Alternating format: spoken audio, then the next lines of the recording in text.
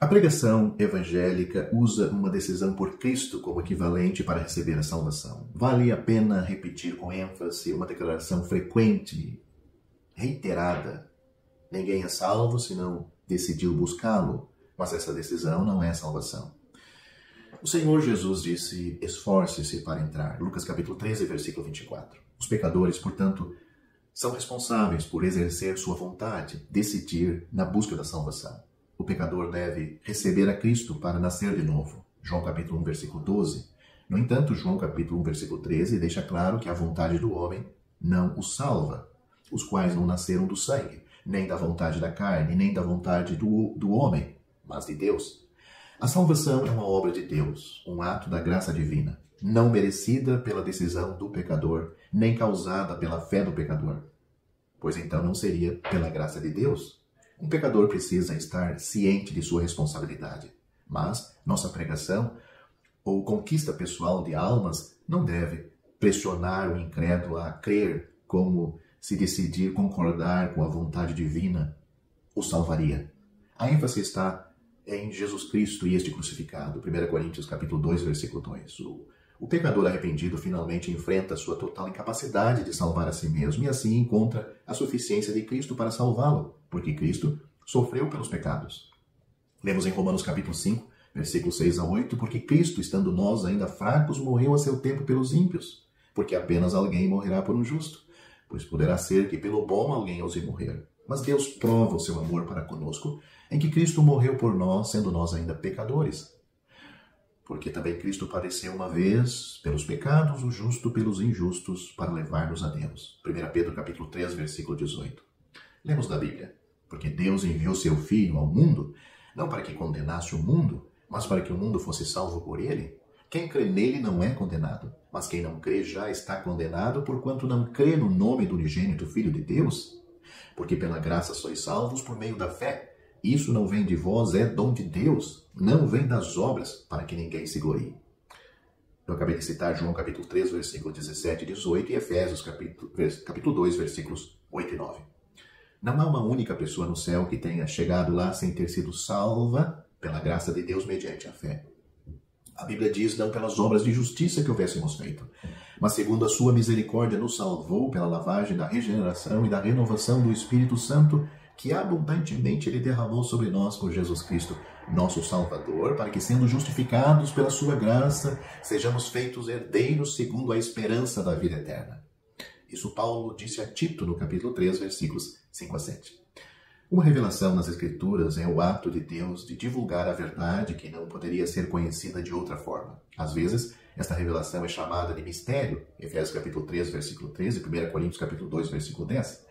Iluminação é compreender a verdade já revelada. À luz do ensinamento de Paulo em 2 Coríntios capítulo 4, versículo 4, a salvação chega ao indivíduo quando a verdade do Evangelho se manifesta nele. Paulo trata o paralelo entre a luz ordenada na criação e a luz que brilha em nosso coração na salvação. Está em 2 Coríntios capítulo 4, versículo 6. Deus está pronto e desejoso de ordenar que essa luz brilhe no coração de todo pecador. Não demora a fazê-lo quando um pecador finalmente submete sua vontade ao que Deus diz. O alvorecer da luz do Evangelho não é uma questão de eleição, mas da submissão do pecador à palavra de Deus. Deus, nosso Salvador, quer que todos os homens se salvem e venham ao conhecimento da verdade. Porque há um só Deus e um só mediador entre Deus e os homens, Jesus Cristo, o homem, o qual se deu a si mesmo em preço de redenção por todos. 2 Timóteo capítulo 2, versículos 2 a 3. 1 Timóteo. Pregar arrependimento como se fosse um passo para a salvação não é bíblico nem útil para um pecador. O pecador precisa aceitar a mensagem de Deus sobre sua condenação e o desamparo. Esta é a mensagem que ele precisa. Tampouco devemos pregar ao pecador que ele precisa de uma revelação ou mais propriamente de uma iluminação.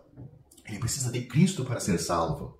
Ao apresentar Cristo e seu glorioso triunfo na cruz, o pecador arrependido receberá a verdade da salvação, iluminada pela palavra de Deus.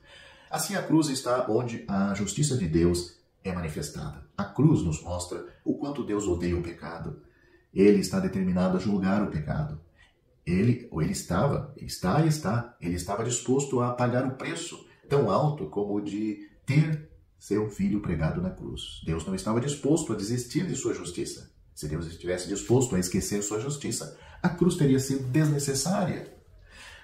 Por não estar disposto a abandonar sua justiça, Deus preferiu que seu filho morresse. A cruz também é o lugar onde o amor de Deus é manifestado. O peso dos nossos pecados deveriam estar sobre nós. Se não o suportamos, é injusto. Mas suportar tal carga é demais para nós. Por isso ele veio e a carregou por nós. O fato de Deus dispor-se a suportar a carga mostra o seu amor. O fato de Deus ter, na verdade, suportado tal fardo demonstra sua justiça. Deus faz-nos levar à punição. Deus fazer-nos levar à punição é justiça sem amor. Deus não nos fazer levar à punição é amor sem justiça.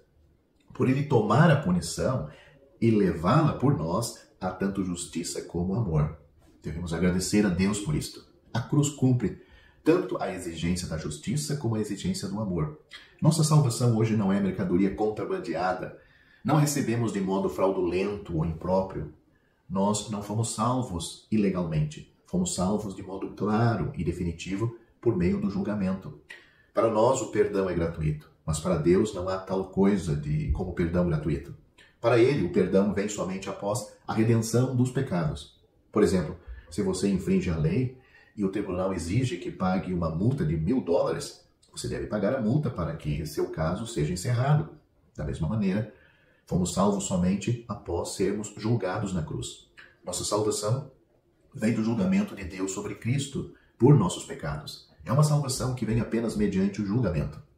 Neste caso, nós fomos julgados. Então, depois disso, fomos salvos. O amor de Deus está aqui e a justiça de Deus também está aqui. Se você não sabe o que é a justiça de Deus, tudo o que precisa fazer é encontrar uma pessoa salva e dar uma boa olhada nela. Você então saberá o que é a justiça de Deus. Se quiser conhecer a justiça de Deus, basta encontrar um cristão verdadeiro e saberá que Deus não lida com os nossos pecados irresponsavelmente. Ele fez pecado aquele que não conhecia o pecado, porque o Senhor Jesus morreu, a obra da redenção, para nossa redenção, foi cumprida. Estamos hoje no Senhor Jesus, ou seja, toda pessoa salva hoje está no Senhor Jesus Cristo. E isso é uma expressão da justiça de Deus. Quando uma pessoa vê alguém que crê no Senhor Jesus, ela vê a justiça de Deus. O ponto de partida de uma pessoa salva é a palavra de Deus, não a conduta do homem. Eu repito isto, porque muitos se enganam em sentimentos de estar salvo ou não. O ponto de partida de uma pessoa salva é a palavra de Deus e não a conduta do homem. Hoje você pode perguntar-me se ainda está salvo, pois menti ontem. Eu não posso afirmar se você é salvo ou não baseado em sua mentira. Foi uma boa mentira ou má mentira, uma mentirinha, uma grande mentira.